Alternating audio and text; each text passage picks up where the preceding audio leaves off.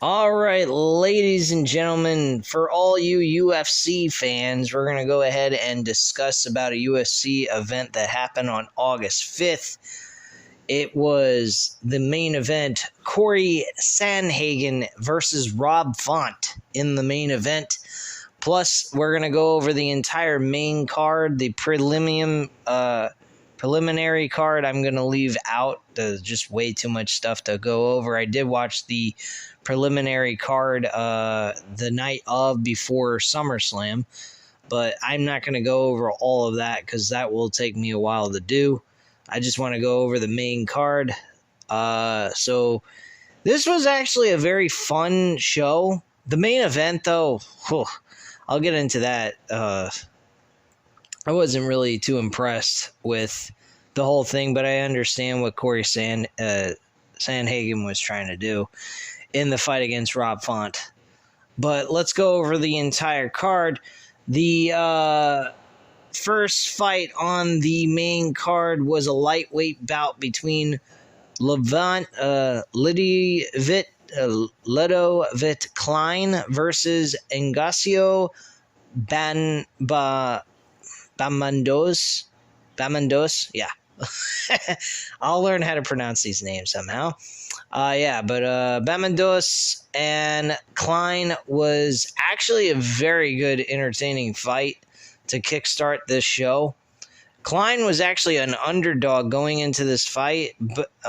Bamandos actually really was like a heavy favorite in this fight. He had, I believe, his odds were like, he was a 210 odd favorite, while Klein was like a 190 underdog. So I actually did DraftKings for this event. Unfortunately, I didn't walk away with any money. I did have a winning hand at one point, but I happened to change it just before the event started, so I kind of fucked myself in that situation. Real smart move on my case. But yeah, Klein was actually one of my underdogs on my lineup on DraftKings, and Klein won this fight. I removed him from my lineup. Again, like I said, I'm a fucking idiot. But yeah, he won by unanimous decision. He kicked the shit out of Bamados.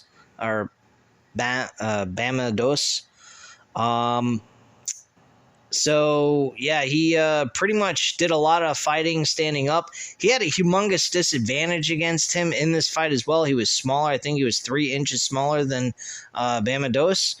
Bamandos also had a longer reach, both legs and arms. This guy did not utilize his advantage over his opponent. He literally got his ass kicked. I completely stayed away from Klein's opponent. I didn't think Klein's opponent was a serious favorite. I thought he was going to be a pretender. Just looking at his record and what he did based off of what he's done in his previous fights from DraftKings, I was not too impressed. So I didn't think he was going to do. He wasn't going to win this fight. I thought he was going to lose. But I just didn't know what Klein might have done. I thought maybe he would have lost by a decision. But he won by dominant fashion. He won this fight 30-27 from the first judge, and the other two judges scored it 29-28 to Klein. So Klein kicked some ass in this fight. He did a really good job. He looked very good. Not bad at all. So solid fight by him. Tanner Boozer went up against Aliskia Kamur. These two guys were not impressive whatsoever. I mean, Tanner Boozer got the win by unanimous decision, 30-27 by all three judges. But Boozer had many opportunities to just put this guy away. He couldn't do it. I don't think he has the best stamina in the world. Really, just by looking at how he performed in this fight, he had the opportunity to close this fight out before the judges' scorecard. And if it would have been somebody like someone else of like the top 10 best fighters or something, they would have put this guy away easily with no problem. It wouldn't have went to a judge's scorecard. Tanner Boozer, I mean, he was entertaining with Kumar. I mean, I think they both did very well together as entertainment goes, but as a closer for Boozer, I was not impressed. I thought he was absolute trash. I was not very impressed with Boozer at all. Diego Lopez went up against Gavin Tucker. This is a featherweight bout. By the way, the Tanner Boozer and Aliska Kumar was actually a light heavyweight bout. This next one, Diego Lopez and Gavin Tucker, was the featherweight bout. These two, Diego Lopez is actually a young kid. I think he's in his mid-20s. He's 22-6 now. He was 21-6 going into this fight. Going up against Gavin Tucker, who was actually in his 30s. I think he's 36 during this at this time. And he's been out of action for quite a while with injuries and so forth. So a lot of people were speculating that he would even do anything against Diego Lopez. Diego Lopez beat him in the first round by an arm bar in 1 minute and 38 seconds in the first round. So very impressive outing by Diego Lopez. Fantastic fight by him. He walked away with no marks on him whatsoever, and he just kicked Gavin Tucker's ass very quickly. One weird thing I will say about Diego Lopez is he's got a tattoo on his chest that says, "Dream, make it happen." And he's got it written in English on his chest. And yet he's asked questions by Michael Bisping, and he can't answer the questions in English. He had to have a translator. He speaks Spanish or Brazilian, whatever. I really was surprised by this. But who knows? Maybe he knows, maybe he understands English, but he can't really say it. I have no idea. But very odd. Anyway, moving on. We're back to a light heavyweight bout. We have Kennedy Nekeshua. I might be mispronouncing it, and if I am, I apologize.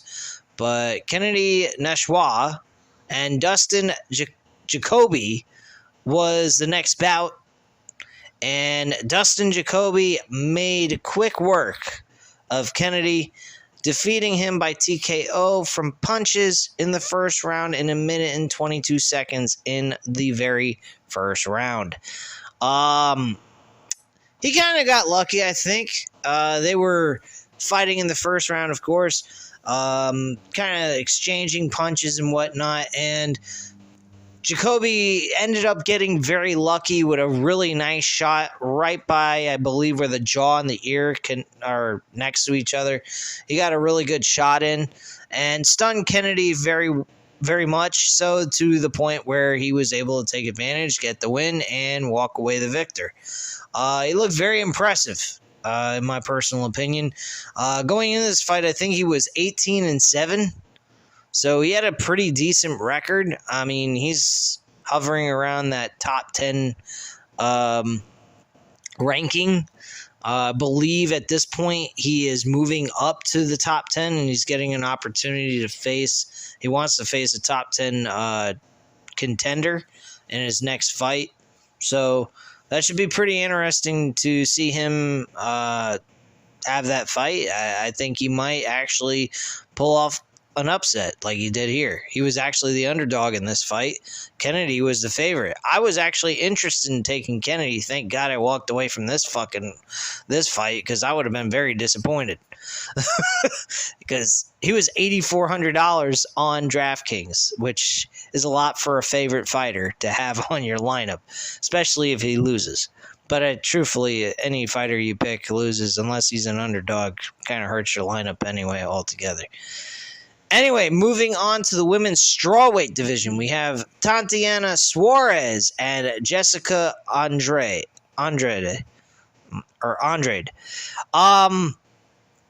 Jessica Andrade she's been very disappointing as of late. From what I've heard recently, I was looking up to help my DraftKings lineup. And some of the people that are well known for MMA, they follow it religiously almost, and know the information a lot better than I do. I'm just giving you guys my insight and what I saw in the fight and how they performed. But from what I heard, Jessica was taking last minute fights. This one was also a last minute fight.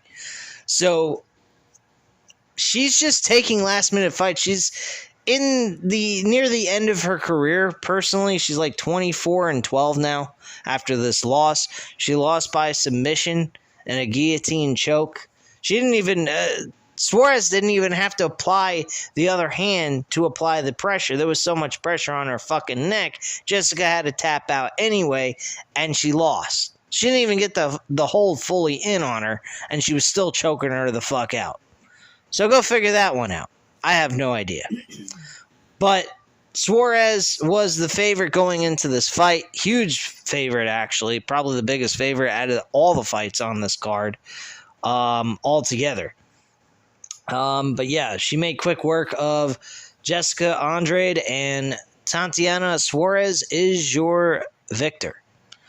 We move on to the main event in the bantamweight division, which was a catch weight of 140 pounds. I think Rob Font was actually over his weight that he needed to be, which is 135 pounds or less. So I think he was only at 140, hence why they call it catch weight 140. And Corey Sandhagen whipped the shit out of Rob Font. Not the way you would think he whipped the shit out of him, like punching the living crap out of him or kicking him the hell out, breaking his legs into bits with leg strikes. No, he spent most of his time tackling him on the ground and beating the shit out of him and scrolling around on the ground, controlling the entire fight on the ground and being on top of Rob Font. Rob Font could not even do a fucking thing. He didn't throw a single punch. He didn't do shit. I actually picked him in another lineup on FanDuel that I do here and there. I did a freebie on this one. And I had Rob Font on my lineup because I was familiar with him. I knew how he fought. He was a stand-up fighter. And Corey Sandhagen's been known in the last couple of fights to be known to knocking people the fuck out or submitting them. So I figured we were going to see a back and forth fight that would, we'd see like a real brawl.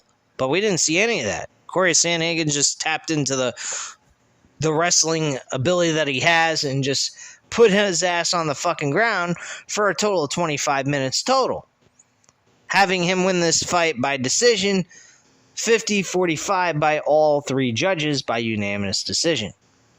So, the fight was absolute fucking trash, in my personal opinion, as entertainment goes, but I totally understand what Corey Sandhagen was trying to do. His whole operandi is to win the fight. He doesn't give a fuck about the fans, and I don't blame him. He's in the middle of a real-life fight. This isn't WWE or AEW, even though these guys do get hurt doing this shit in a predetermined show where the whole thing's scripted and choreographed. But still, these guys are really hauling off and trying to fucking hurt each other. So at the end of the day, you got to fight with what you know is going to work for you against your opponent. If you're a good wrestler, your opponent's a good stand-up fighter, take them with their ass to the fucking ground and keep them there for the entire fight. And if you happen to see an opening, then make them lose. Otherwise, just take the decision and beat the shit out of them. Now, he's interested in the bantamweight champion, Aljamain Sterling, I believe is how you pronounce his first name. Sterling is his last name, so I'll just call him by his last name.